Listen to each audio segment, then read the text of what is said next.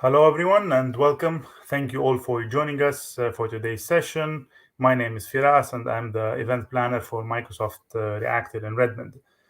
Before we start, I have a few things to go over. Please take a moment to read our code of conduct. We seek to provide a respectful environment for both our audience and presenters. We encourage engagement in the chat, but please be mindful of your commentary and please remain professional and on topic.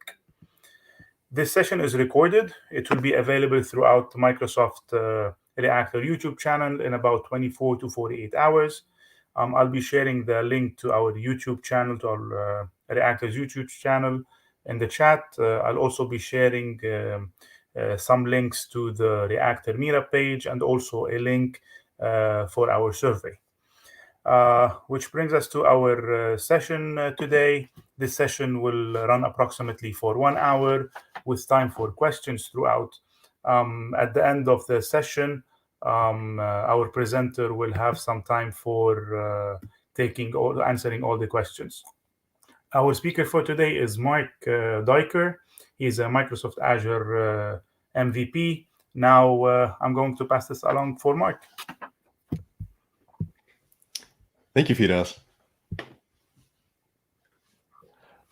Hi everyone. Welcome to the session. I've created a serverless monolith, or maybe you're still building a serverless monolith. So my name is Mark Duiker. I'm a developer advocate for Ably, and at Ably we enable developers to create real-time experiences. And I'm an Azure MVP for 3 years now. I've been quite active in the serverless area. I've created Azure Functions University. It's a free curriculum on GitHub where you can learn all about Azure Functions. So feel free to check that out, but maybe you also want to contribute and listen to it. So that would also be very welcome. So today we are going to talk about serverless monoliths. So that's the first thing on the agenda. Also about how it impacts agility, how complexity is involved, and in case you want to break up your monolith, we're going to talk about a couple of different strategies how you can break up a serverless monolith. So let's get started. First, about serverless monoliths. And as you can see, not all monoliths are very sad faces. I've also have some happy monoliths as well. So creating serverless apps on Azure is really easy. And I don't say that very lightly because when something is easy for me, it might not be easy for you. But in case you have done a demo or a Microsoft Learn track on function apps, as soon as you've made one, then you know how to make another one and another one. And I think that's because once you have created one service app can contain many different functions in there. So we have a function app here, which is the deployable unit. But inside there can be lots of different functions: HTTP triggers, blob triggers, service bus triggers. You can put them all in the same function app. And yeah, that's both a good thing, but it can also be a bad thing. Because over time, you'll notice that your function app will grow and grow, and a lot of responsibility is put in that single function app if you're not too careful. So yeah, you really have to think at a certain moment from, did I just created now a serverless monolith in this function app? So even though it's possible that you can put a lot of functions inside a function app, it might not always be a good thing to do so. So let's have a look at the definition of a monolith or a monolithic application. So Wikipedia tells us that in software engineering, a monolithic application describes a software application that is designed without modularity. So the key here is without modularity. So if you also look up the definition of modularity, also Wikipedia describes modularity is the degree to which a system's components may be separated and recombined, often with the benefit of flexibility and variety in use. So modularity means the system it's flexible. You can probably exchange certain parts with other parts. So therefore the variety. So those things are important in software development. So if you look at traditional software architecture or systems architecture, it was quite common to have a very big application server, and that contained all of your business logic and your data access logic and all of the front-end components your web application was using. And there was probably also a very big database server involved as well that contains all of your tables and data. But there were some difficulties with this very big and bulky application servers because maybe you just wanted to change a style sheet, for instance, but you still had to deploy your entire code base to the application server. Or maybe you just wanted to add a new feature, but you still had to deploy the entire thing. And that probably meant that your application was not available for maybe a couple of minutes while you're doing this deployment. Also, maintenance was probably quite hard because you have a very big code base. Things were probably difficult to find. Bugs were probably difficult to isolate and to fix. So yeah, those are quite a lot of reasons why we usually don't do these things anymore. So nowadays we are trying to build serverless architectures and event-driven architectures, and they have more moving parts, but the individual parts are smaller and more maintainable and usually easier to understand. So in case of having this very big box, which was the application server with dozens of functionalities in there, we now have these series of function apps, or you can call them microservices as well, usually decoupled by some kind of messaging system, in this case queues. So what would happen, a request comes in this first function app, maybe some validation is done, a message is put on the queue, and the next function app will pick up the message from the queue and does some final processing and stores the result. So now these two function apps, they do not encompass the whole of the responsibility of that very big application server. No, this is probably just one feature, these two function apps. So in reality, you probably have many of these function apps that replace the complete functionality of your very big application server. So this is starting to look like a modern architecture now. And regarding the modularity, that is usually required or desired these days. The modularity is not so much inside one function app, because a function app is supposed to be a small thing. It should have just one responsibility. So a function app, it shouldn't be required to be modular by itself. And the modularity here lies in the complete serverless architecture. It should be relatively easy to pick out one function app and replace it with another function app, with an improved functionality or slightly different functionality. So what I'm saying is that every function app should actually be a monolith. So whenever you hear monolith, don't associate it with bad, because it's mostly just a way of deploying. It's just like you could consider it as a black box that is not modular. Things are not easily replaced within the monolith, but you can definitely have a very nice serverless architecture that contains lots of mini monoliths. So what you should ask yourself is, does your serverless monolith slow you down? Because that's more important. So it doesn't matter per se that you have a monolith and maybe that it is growing in size. That shouldn't be a bad thing either per se. But yeah, if you're less productive because you have a growing application, then you should worry. So let's have a talk about agility now. I got this quote from Martin Fowler because at a certain moment the agile methodology was born, and apparently they chose the word agile because they wanted to capture the adaptiveness and response to change. So those are key when it comes to agile. And these days, every organization wants to be agile. They want to be adaptive, and they want to respond to change quickly. So it's very important for development teams to be agile. And then you need an architecture and a system that is agile and that you can implement new changes quickly and also fix issues quickly.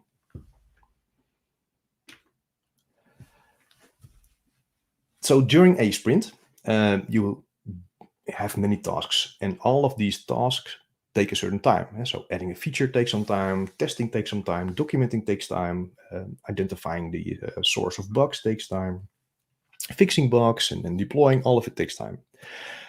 But the time it takes will increase as soon as your application starts growing and growing. So if you start all the way to the left, you have a small application. When you add a new feature to that, then you probably know where to put it. It's still easy to test. Things are not in conflict yet, so that's probably very clear. But over the course of months or maybe years, your application has grown so big that if you want to introduce a new feature there, you first have to look, okay, where exactly in my application can I place this new feature? Will it conflict with other code? Is it still easily testable? Do we need to change my deployment script in any way? So it becomes harder also to read the code and to understand the whole application because it has grown so much. You cannot contain all of the information in your head anymore. So what I'm saying is over time, as the application grows, the agility will most likely go down. So the development team will be less effective because the application just grows out of control. So this is not something you want, but you need to monitor this. You need to keep an eye on this in order to understand at certain moments your agility is so low that you want to act on it. But agility itself, how do you measure that? I find it quite tricky. So people use burn down charts or velocity usually for these things, but those usually work with story points, and those points are estimated, and they're not really a hard metric. So I'm not such a big fan of using story points as a metric. I usually prefer something more concrete and really measurable. So I think time is a much better metric, much better equipped to determine these things. So for instance, from when a task appears on the backlog until that task is completed and it runs in production. So if this lead time increases, that's then a sign that something is wrong. But what exactly is wrong, you don't know yet, so you have to investigate. The problem with the lead time, however, is from the time it stays on the backlog until it's actually picked up, that can be days or weeks, and it's up to the product owner to give that task priority. So the time between task on backlog and work completed is probably mostly determined by priority, and maybe not so much determined by the technical solution or that you have a serverless monolith. So maybe the lead time is not the best to look at.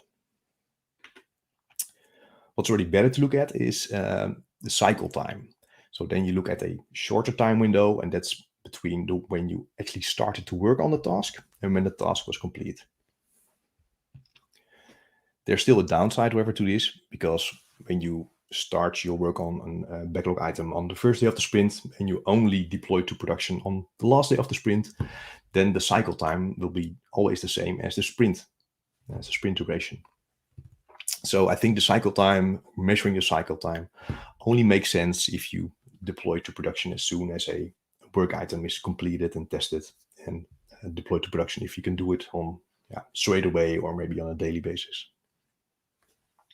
So it's not a perfect metric, but I think you will get quite close with this. So if the cycle time increases, that's also in the signal that something is wrong. That's then probably due to some technical limitation.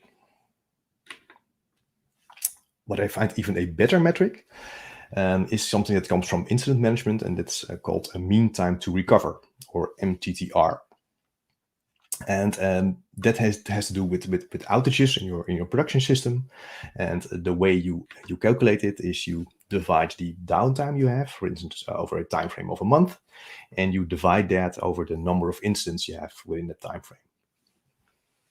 So as an example, let's say in a month we have 12 hours of downtime, and we divide that over the number of incidents, and that is 6. So 12 divided by 6 is an average or an MTTR of 2 hours. And regarding the downtime, it's still up to you to define what is exactly downtime. So downtime could be people are not able to log into the application at all, or maybe there are some degraded functionality. So the definition is up to you. But at least if you have a definition, then at least this is really measurable. And about the outcome, the MTTR itself, this is not, of course, this is an absolute number, but this number does not say if it's very good or very bad, and that depends on the division you're in. If you're an online bank and people are not able to process payments for 2 hours, then that's probably a big deal. But if you are a very small local business and you're not able to do any business for 2 hours, that's maybe not so much of a deal. So these times are really relative. What is important, however, is to keep an eye on this mean time to recover. So if it stays the same, that's probably fine. If it goes down, perfect. But if it goes up, then there's still an indication that something goes wrong. And again, you need to investigate the source of why it's going up. It could still be related to process. For instance, maybe the process has changed, and before you can deploy to production, it needs to be approved by 4 people. I hope that's not the case. But it could also mean that your application has grown too big and that it's not maintainable anymore. And let me move into the area of complexity.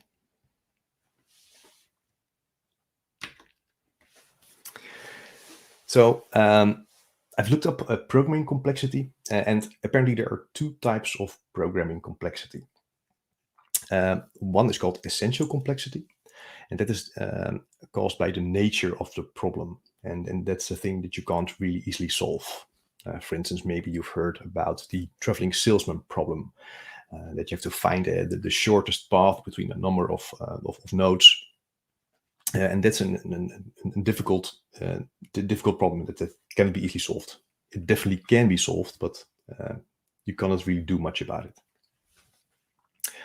Another type of complexity is accidental complexity, and that's caused by the decisions we make related to the work we do. So we choose a certain language to program in. We choose certain frameworks to build web applications. We choose certain packages to work with. So all of these we have control over, and we can change. Of course, changing from one language to another is also not a straightforward thing to do, but at least we have control over these things. So let's have a look at accidental complexity in our function apps. So let's say that this is your function app, and it has 4 major functionalities, A, B, C, and D. And you have determined that this is too big and the application is not maintainable anymore. And you want to split this application up into 4 different parts so that each functionality lives in its own function app. That makes sense to do that. So instead of this, you'll have this. You have 4 individual function apps, each with their own functionality, and the complexity for each function app is then much less, right? So the lines of code are distributed between all of these 4 function apps. So although this is a good thing, there could also be downsides to this approach, and that depends a bit how if these components are really separate, or are there still dependencies? Because if there are still dependencies between these function apps, then you might have a distributed monolith.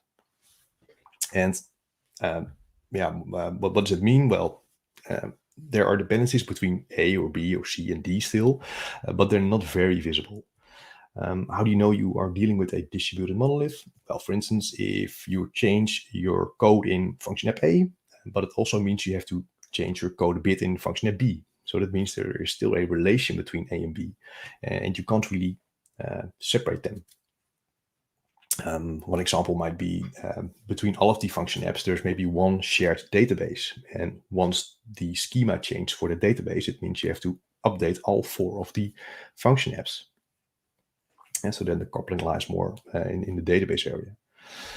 Another form of coupling might be related to the deployment. And so maybe this application only works when these functions are deployed all together or in a certain sequence. So then there's a dependency on the deployment on the pipeline. So it's definitely something you want to avoid because the dependency is usually not very clear. So when you have that, it's probably better to stick with the single monolith instead of a distributed monolith.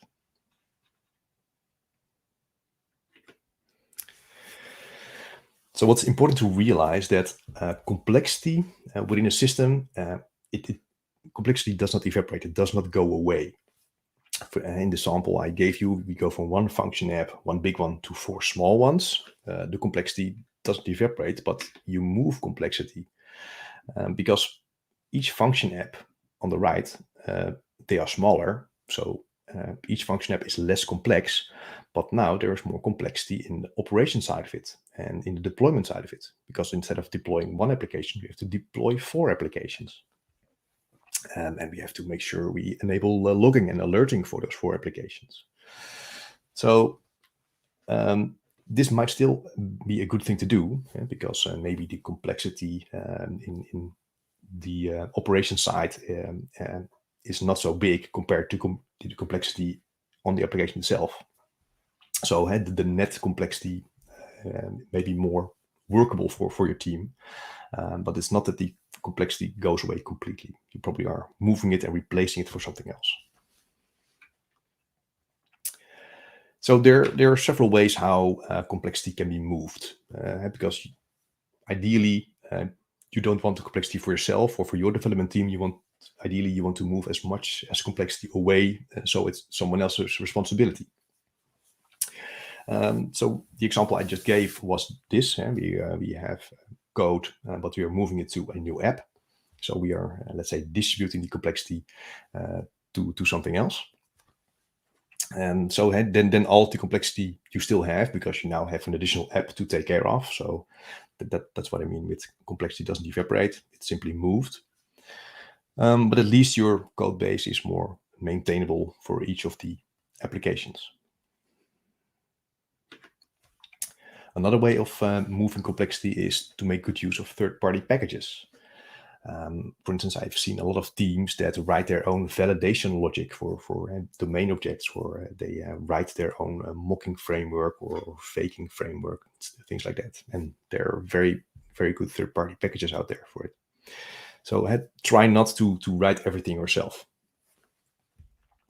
Regarding moving complexity, using third-party packages means you're writing less code yourself, but you are now responsible for using the package and make sure you're up to date using the most recent version of the package, because there might be security incidents with earlier versions of the package.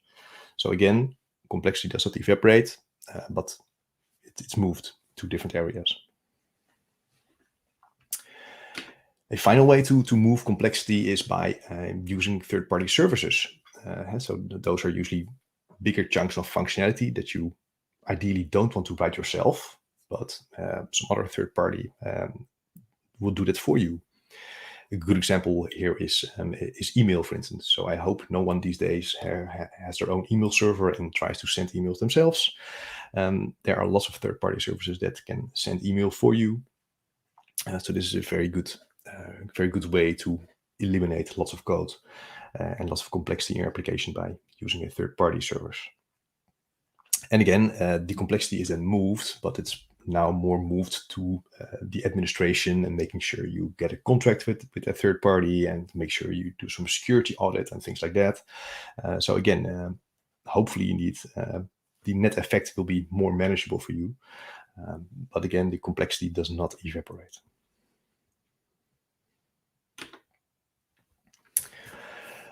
All right, so let's say you've determined that your function app is indeed too big. You want to break it down into smaller bits, but how do you do that?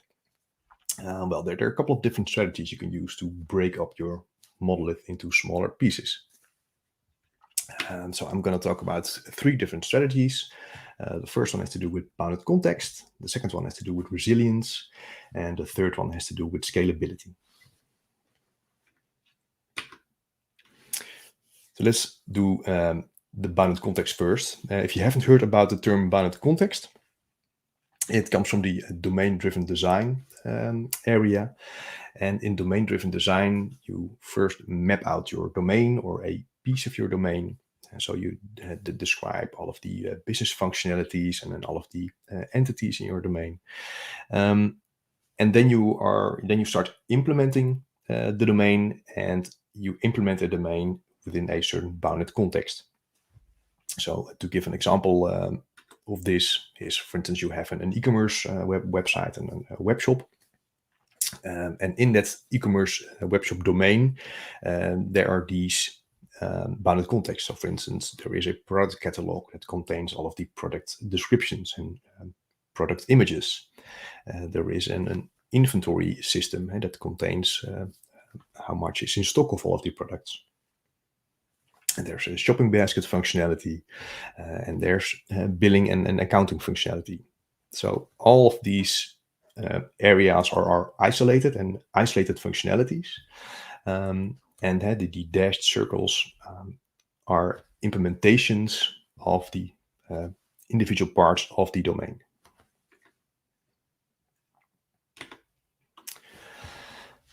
So within a bounded context, there is an ubiquitous language. And what does that mean? Ubiquitous language identifies the terms and concepts within a bounded context that are unambiguous and agreed upon by all stakeholders.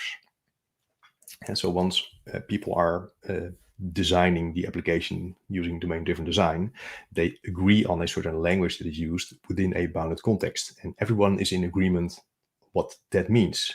And that sounds really trivial, but it actually appears to be quite tricky, because quite often there's a big misunderstanding between developers, testers, business analysts, and end users about certain terminology.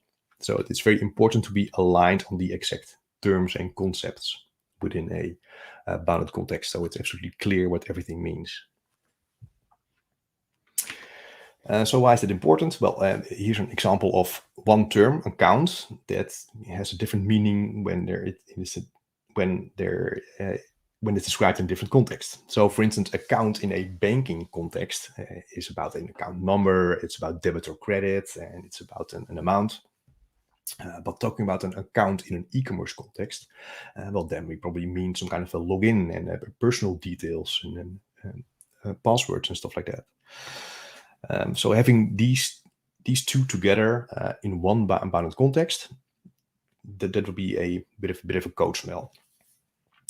So have a good look at your types within your function app, and if you see type names that are very similar to one another but still mean a different thing, then you probably need to separate them out.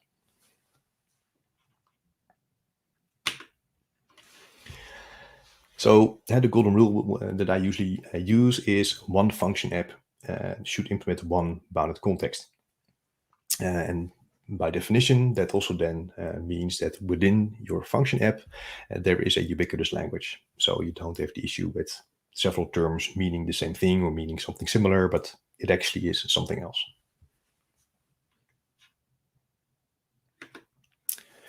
So that was the first strategy. Let's move over to the next strategy, and that is based on resilience. So what do I mean with resilience?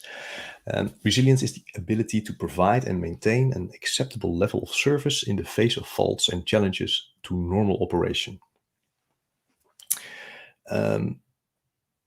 So acceptable level of service. So that doesn't mean everything works all the time. It means sometimes things will probably not work, but we find that acceptable. And in the face of faults and challenges, so it's by definition, the world is not perfect and everything will break down once in a while. So we have to deal with these things. So in short, cloud stuff breaks. It's in the news every other week or so that some major cloud provider has some outages, and that's normal. We have to accept that things are not working 100% of the time, and that's also not what cloud providers will say or promise, right? So you have these service level agreements from ranging from 99% to 99.999%, depending on which servers you use. But yeah, you have to be aware that things will break down. So you have to take that with you when you design your system. So we can think about resiliency in different levels when we talk about the cloud and your cloud applications. And we talk about the lowest level, then your cloud service provider, Azure in this case, is responsible for a lot of resiliency because they have big data centers and there are lots of server racks with servers in there, and these servers have a limited lifetime. So at a certain moment, hard disks will fail, servers will fail. But people in the data centers know what to do with that. They'll replace these things. There are failovers and things like that. So for a large part regarding resilience, your cloud service provider will deal with it at the lowest layer. For instance, when maybe the power is down, they probably have some aggregators to make sure that the power will stay up for a while. But that layer of resilience is not enough. A large part also is the job for you or your team to make sure that your application is also resilient. So it starts with setting up a good system architecture. So what do I mean with that? Well, your cloud service provider has dozens and dozens of different services you can pick and choose and combine. So you have to make a smart decision, a smart architecture on what system are you going to design, and how well it will serve your customers without being affected by outages. An example could be of a very naive design is I'm going to do this web application, but I will choose a very big virtual machine on Azure, and on the virtual machine I will host my own web application server, and on the same machine I will also host my own database server, and that's it. So I will have one machine. But what happens if that one machine goes down? So then I'm losing my e-commerce shop. And if that VM is really completely destroyed and unrecoverable, well, then it means I probably also lost my client data. So it's a good thing to usually to spread your risk and not place all your bets into one service, but spread them out over different services. So once you have your system architecture, then there's another layer, and that's your application architecture. So even within one application, for instance, a function app, things can go wrong. And then what do you do then? So for instance, if your application makes an HTTP request to a third-party service, and that HTTP request fails, well, what will your application do? Can you ignore the failed request? Can you still continue? Will you retry? How long will you wait? So even within an application, there are different techniques you can apply. How to deal with outages and temporary outages. I've put a lot of links in this in all of these slides, and definitely this one is very nice. It describes a lot of cloud architecture patterns, how to deal with resiliency in the cloud. So let's take this example of a function app, again with 4 major functionalities. But one functionality is known to be very flaky and sometimes breaks. And when it breaks really bad. Let's say there's some kind of memory-related issue. So once it occurs, it will consume all of the memory in your function app of your instance. So it actually means that the other functionalities are also impacted. When this functionality goes down at a certain moment, it will have an impact on A, C, and D as well. So that's of course not very desirable. So let's say you can't really solve the problem, solve the memory leak or whatever. Maybe it's not within your control. But in that case, it's very good to do is you need to isolate the functionality that has a lot of the risk, and put that in a separate function app. So what you have is then this situation again. So let's say the first function app is functionality A. So that there's a little risk in that, so that's always running. It will do their part. It will put a message on the queue. Then it will go to functionality B, but whenever the functionality is not available and this function app is down, then I hope you have set up some good rules and alerts that you're notified that the application is down. But then the messages will pile up in this queue. But that's okay, right? Because if you're alerted that this app is down, you fix it. And as soon as the application is up, this process in this function app will pick up the messages again and it will continue. So hopefully you can design this even in such a way that customers don't even notice these temporary outages.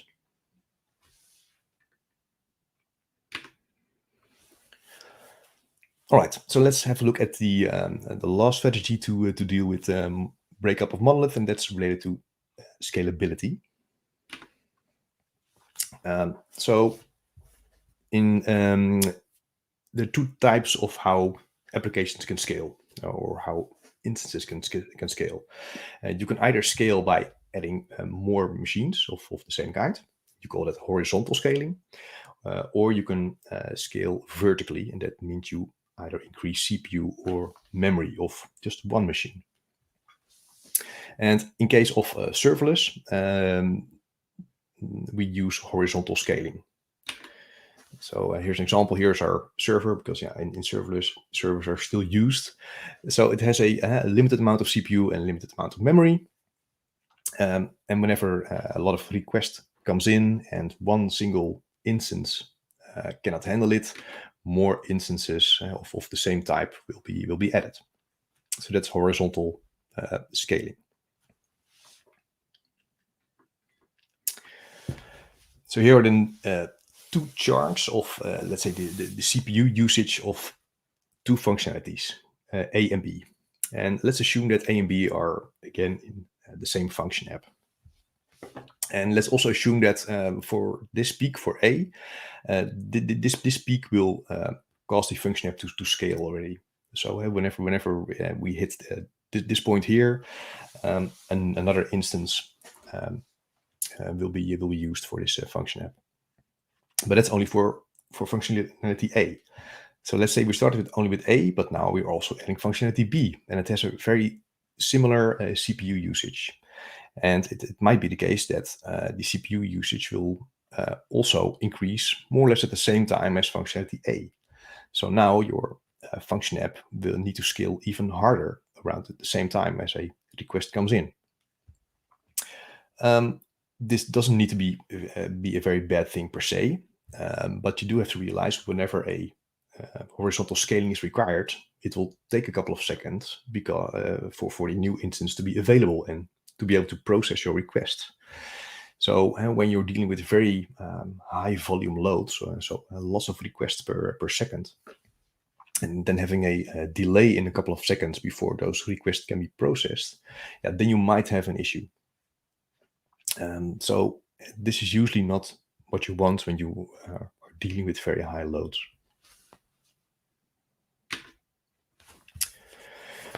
So again, the same situation, but now drawn as a function app with four different functionalities.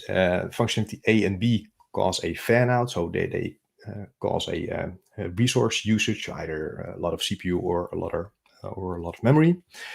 So one thing we could do then is we could separate A and B, because then they are not competing on the same resources anymore, but B now is separated into its own function app, and it has its own memory and CPU it can use. So now they're not competing, and it doesn't really matter where C and D where they will go, and because they hardly have any impact on the CPU or memory usage.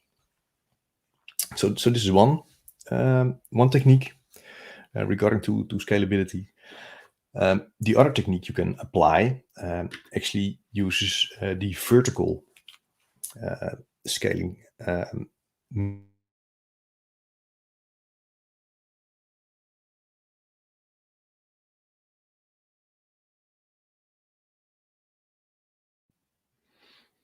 So what you can do is you can keep the two functionalities which require the most resources, you can keep them together in one function app.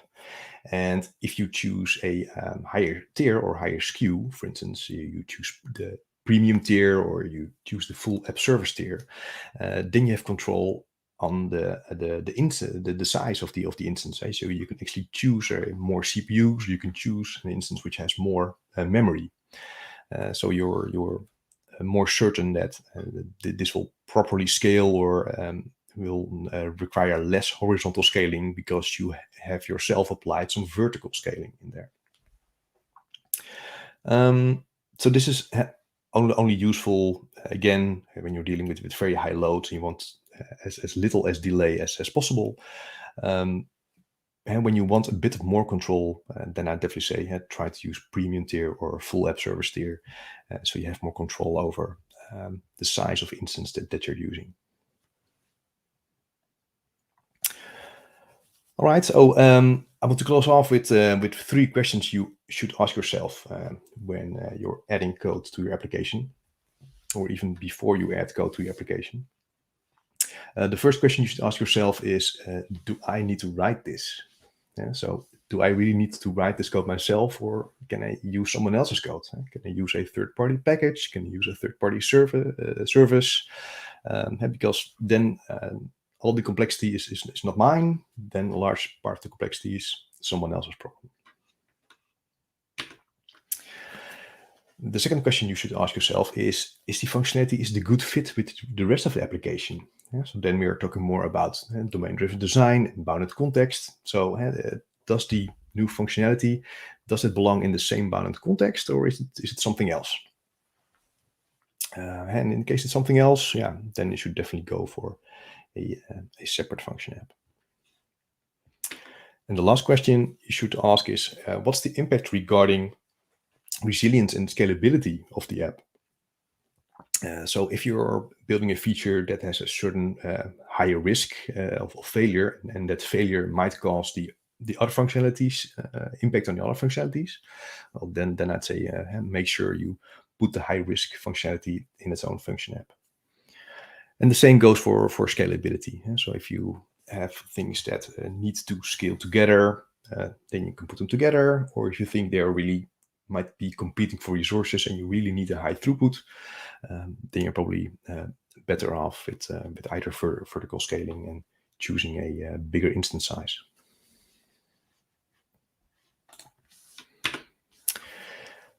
So if you have any questions, feel free to either put them in the comments now. You can also find me on Twitter at Mark Duiker.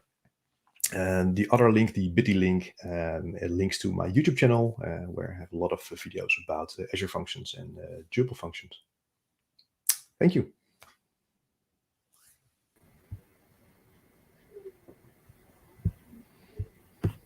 Thank you so much, Mike. We appreciate it. It was a very nice session. Thank you so much for putting all this together.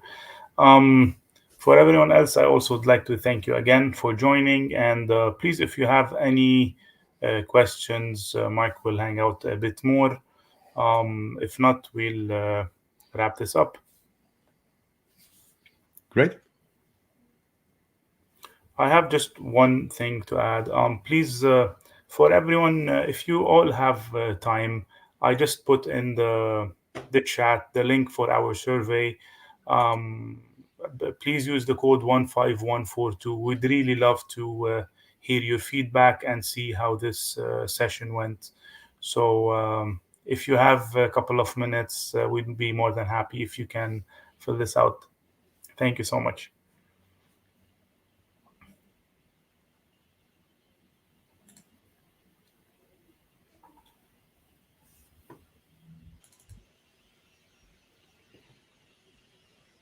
We'll give it like a minute, and then if no one has any questions, we'll wrap this up. Yeah, sounds good to me.